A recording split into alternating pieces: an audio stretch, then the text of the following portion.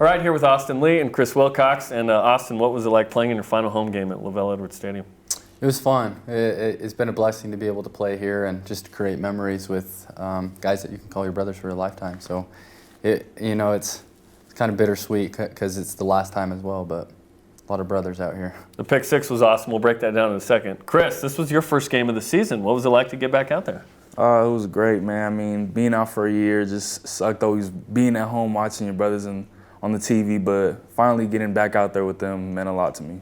Okay, let's break down the play that you two connected on, and this is such a great play all over the place. Here you are, Chris, lining up. What was it like to be back out there? Any butterflies in that moment? I mean, a little before the game, but once I stepped out there, it was fine. But yeah, right here we were in just man coverage. He got an inside release, so I was just playing his top shoulder, and I seen the ball come in. I just hit it, and then I got up and I just seen all our people running, and I see Ailey with the ball. I realized he intercepted it. You had a little bit of swag there. You kind of backing up, like, yeah. Yeah, I was gonna do my little celebration. Austin, did you see it the whole way, where you see the tip and everything was good right here? Yeah. So it was man coverage. Just took a quick peek at the quarterback and saw the ball fire, and I saw Chris coming with a really nice PBU, and the ball just floated up just perfectly enough for me to be able to get my hands on it. So you had to speed around this guy to get in there, and then Kavik Fonu with a nice block for you. Oh yeah, those blocks were huge. I knew if I got around that guy, someone was about to pick up that quarterback, and Kavika put him right on his back. So I got some good blocks and some smart blocks as well too, just to make sure that there was nothing to take that back. There's no assist on an interception, but Chris, you would get that if that existed right here, right? Sure would. That was an awesome play. Okay, I want to rewind back to the Tennessee game. This was such a big play in this game. Austin, walk me through this one where you make a pass breakup in the end zone. Yeah, so we're in a type of drop 8 coverage with 3 deep. What happens is they run some all vertical, all go type concept, and the number 1 receiver you can see is he starts to run pretty wide out there, and my job is to make sure that I kind of split the two and read quarterback from there. And so the quarterback was taking me to that other vertical threat down the seam, and I was able to just get there in time to be able to break that up in the end zone. Chris, what do you think of that play? I mean, once I saw who made the play, I expected.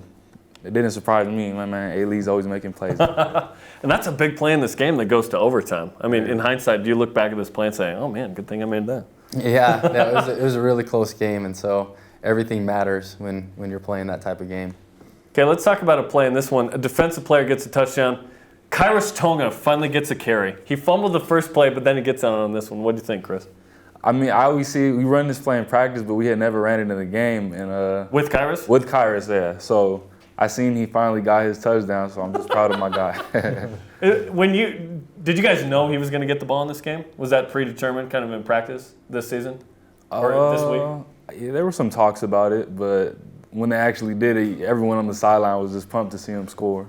And then he's getting out of there and then gets pulled and he's falling over on dying. I mean, you don't want to be under Kairos here, right? I mean, there was a review, there was a penalty, but it ended up being a touchdown, which was awesome. And fun for a defensive player to get a touchdown. Do you guys take pride in that? Hey, one of our guys got one? Yeah, for yeah, sure. It's exciting because it doesn't happen very much, and just look at him. He's huge. He's not going to get stopped. Can you imagine defending that? Someone like that? I don't know how you defend that. That would be tough. All right, I want to look at this play. So just a little cross sport mention here. TJ Haas, Friday night at Houston, the buzzer beater. What do you guys think of this play? I had seen it I think they were showing it on ESPN actually, and it reminded me Number of 2 on SportsCenter. Yeah, it reminded me of the Kawhi shot when he got the game-winning shot. I wouldn't put TJ and Kawhi in the same category often, but right here, what a shot, right? For real. Clutch is clutch. Doesn't matter which sport, I guess. Oh. And the celebration's the best, right? You guys have been a part of these kind of moments. Yeah. What's that like when you're celebrating with teammates in that moment? It's a good feeling. Just thinking about some of the games in Tennessee won, Wisconsin, USC. There's been so many, especially the ones that come down to the last play, and you got the whole bench clearing, and you could just feel the energy and the vibe and the excitement coming, and how happy you are to be put in that situation to succeed. So after the game, everyone's celebrating in the locker room. It's awesome. And you had this cool moment, Austin, where you had Ledger, your son, and you're dancing in there. And he can hang, man. Walk me through your dance moves and his dance moves in the locker room after. Yeah, I brought him in because I knew I didn't want to dance alone in that circle. So I brought him in, and I was kind of surprised. He gets pretty shocked. He loves to dance around the house.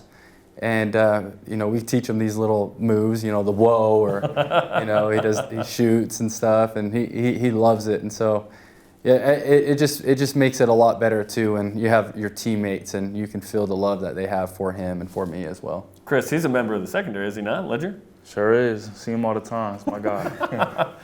And what's your reaction, the two of you, to your head coach getting an extension here?